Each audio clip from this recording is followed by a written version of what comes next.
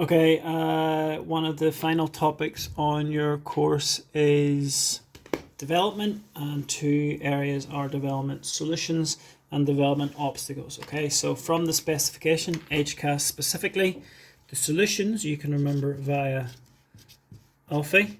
Okay, so ALFI: aid, liberalization,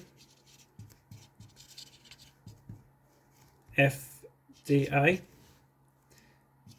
easy, and easy, sorry, right? So import substitution, industrialization, and export substitution, industrialization. Your obstacles, how you recall them: lit, drip. Not many people in year 2 economics have it, but whatever, lit, drip. So you have got low levels of education and healthcare, infrastructure gaps, trade policies of MEDCs, debt, a resource curse, institutional weaknesses, and population growth. So let's get into these in a bit more detail then. So development solutions for each of these, you basically need a what it is, AO3 and AO4, right? So you need AO3 and AO4. You need a critique, and you have to also bear in mind it's about development. Okay, so you're talking about low-income countries and what they can do to help them develop more. Okay, remember, development isn't just GDP per capita. It's to do with other things like obviously healthcare, education, life expectancy, having a more flexible workforce, etc. First one, aid. Okay, as a solution, there are a couple of types of aid you need to be aware of. You've got humanitarian aid, you've got development aid, and you've got debt relief. Okay, so obviously for a development solution, humanitarian aid is sort of the idea of give a man a fish, you feed him for a day. Development aid is teach him how to fish, you teach him for a lifetime, or feed him for a lifetime, and we'll talk about debt relief in a second. These two, obviously humanitarian aid is for natural disasters, conflict, emergencies, drought, famine, etc. That is whenever people are at their most in need, and humanitarian aid is obviously needed. Development is a bit more to do with what you could talk about and get a bit more into the economics. So it would be about building more schools, improving infrastructure, improving sanitation, improving access to water. They will help boost the productive capacity of these economies. Okay, they're like sort of supply side policies that will boost the capability of these economies to grow more. So that probably would be the one in an essay I would focus more on. And you've also got debt relief. And debt relief is literally just cancelling or writing off some of particularly highly indebted countries' debt. Okay.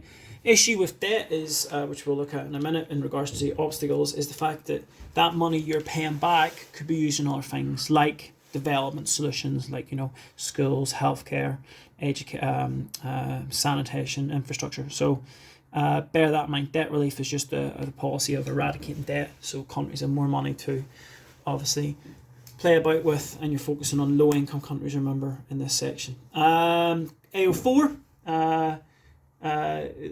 development and debt relief, they both, you could talk about reliance, you could talk about maybe a moral hazard, particularly with debt relief. If you write a country's debt off, it's sort of like it doesn't really teach them the lesson of financial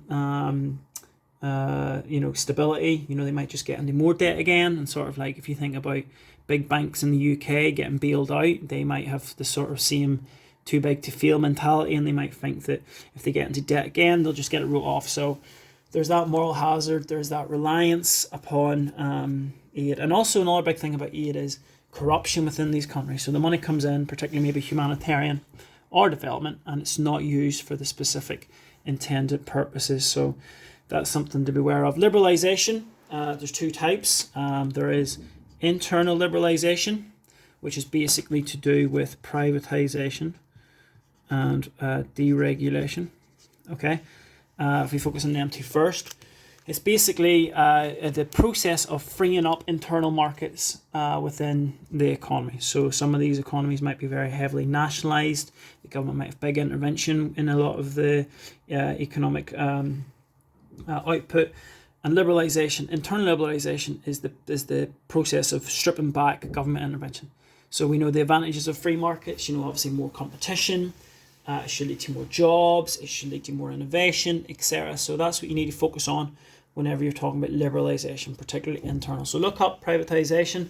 It's basically the advantages of that, but you're linking it to low-income countries. So remember, focus on jobs, education, skills. And then you've also got external liberalisation, okay? So external liberalisation is to do with eradicating protectionism, okay?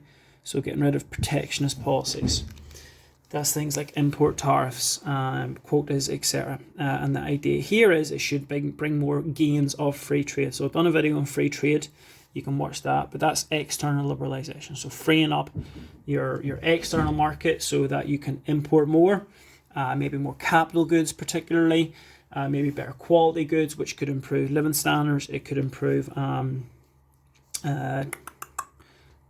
growth within the economy, okay? You have to critique both of these. So obviously there's disadvantages of privatization. Monopolies might form. Obviously they could go from a government monopoly, particularly if it's a national monopoly. It's not always the best idea to privatize them. So it depends upon the contestability. It depends upon how much competition there is in these markets, how many jobs are going to be created. It might just end up going into quite a few firms, and then that might narrow its way down through a lack of institution, or because of institutional weaknesses. There's no sort of regulation that might narrow it down to monopoly again, which obviously is not good. And you've also got external issues with getting rid of protectionism. You've obviously got issues like an import or a balance payments deficit, so too much imports. You've also obviously got issues like the inability of domestic firms to compete with cheap imports. So there are things to look at that can critique liberalisation. FDI, foreign direct investment. So that's whenever foreign businesses locate or invest into a country. That's obviously good. It brings more jobs. It brings more access to technology. It can skill up a lot of the population. You've got a lot of benefits with that. Obviously, it's a massive injection of money into the economy. Through all them things, multiplier effect, etc. Government can raise more corporation tax from these big businesses.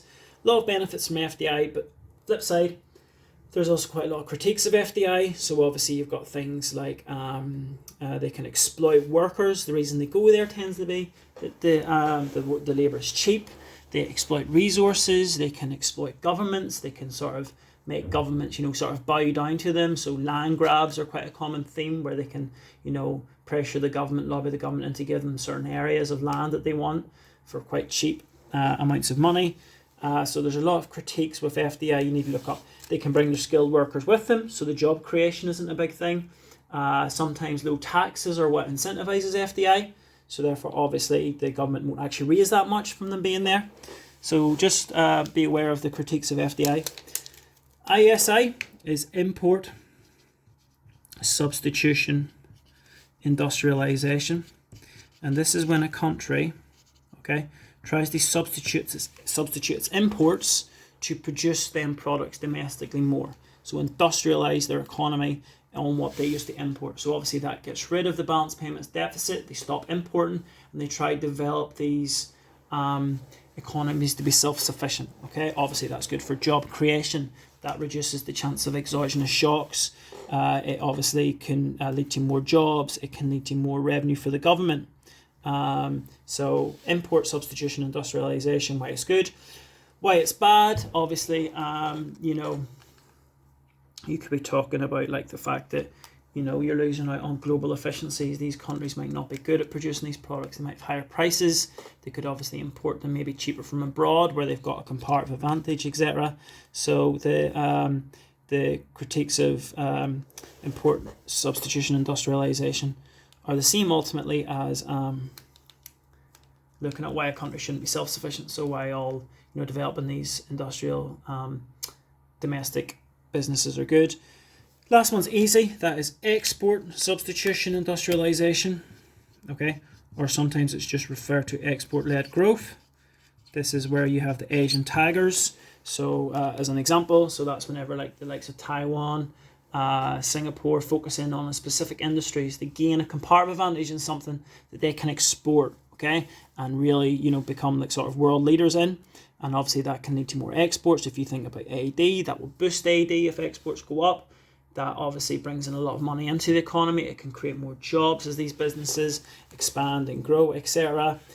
Critiques of easy are the fact that, you know, you're sort of reliant upon the performance of trading partners to import from you. Your exports, that's quite a big thing. It's hard to gain a comparative advantage in industry. So actually in reality, it's quite hard to compete with countries that can also do things as well. You need maybe an abundance of natural resources. You need skilled labor to be able to do it. So as a development solution, it might be hard to actually get to the stage where you can really have export-led growth. So there are solutions. Make sure you go through them and know the AO4. And then obstacles really quickly. These are all quite straightforward. The obstacles for development, low levels of education and healthcare. Obviously, if people, you know, aren't healthy, if they are malnourished, they don't have the energy to work, they don't have the energy to help the economy development. It's nothing that they're doing particularly. It's just due to drought, you know, lack of income, extreme poverty. So that's a massive barrier or obstacle. Education. You look at HDI figures. Some of the countries in the world have got mean and expected years of schooling of something like 2 or 3. It's shocking. So obviously accessing, you know, these new jobs, accessing and harnessing new technologies is very hard to do, and it sort of keeps these economies trapped in a low income state. Infrastructure gaps. If you don't have the airports, the access to seaports, roads, it's very hard to, you know, for businesses to develop, for FDI to come in. Trade policies, customs unions in the EU, NAFTA in North America. They've got, you know, free trade blocks. They put import tariffs in place for anyone that's not part of them blocks. So obviously these low-income countries face import tariffs upon their exports, which is a massive barrier, therefore, for them to grow and have sort of maybe export-led growth. Debt, we looked at it earlier on. If you've got massive amount of debt, the interest repayments will be large. There's an opportunity cost associated with that in regards to things like obviously healthcare spending, infrastructure spending. Resource curse, make sure you know about Dutch disease. So that's focusing in and maybe discovering or focusing on one particular industry. Yes, you get massive growth associated with it. It creates more jobs. It's good for the economy. However, flip side is, if you export that and focus on it, that will drive up your exchange rate, your currency, and that will lead to spicy, which can seriously damage other areas of your economy. Other export markets will suffer from that.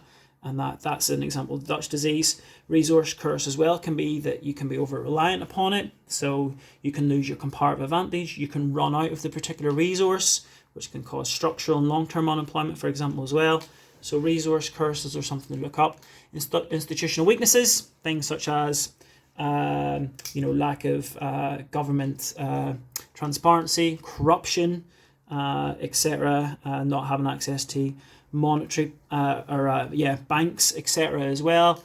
And then you've also got population growth. So that is looking at things like massive population growth in particularly low-income countries. Resources have to be spread out upon even more people, children, dependency ratios go up, and that can obviously be an obstacle because money has to be spread out and it can't be focused in on then maybe on things that would help the economy grow. So that's development solutions and obstacles.